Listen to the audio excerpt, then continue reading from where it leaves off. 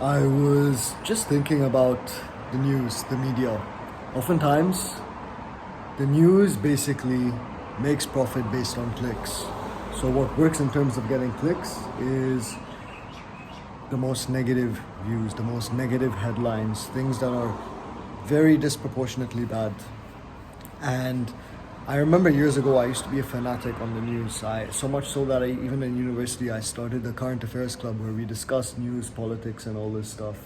However, a short while later, I realized the impact that constantly being exposed to the news kind of has on your well-being, because everything is very skewed towards negative stuff, towards destruction, gloom, doom, because obviously this is most profitable. I don't believe that the media houses, media companies are really thinking about consumer well-being.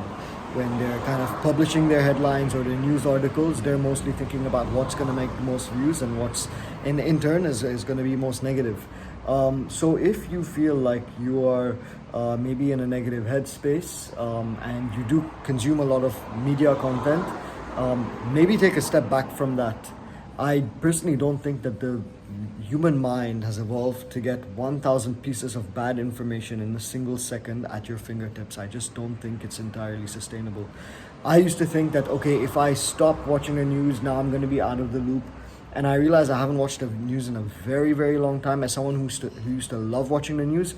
And I think I'm actually better off. I think that if there is something really momentous or very significant that's happening, I think I will find out sooner or later from someone else if it's news that's almost unavoidable and everyone knows about it. Besides that, I think a lot of the news is just kind of a waste of your cognitive space, especially if it makes you feel worse. So this is just a little thought, and yeah, I hope it was useful.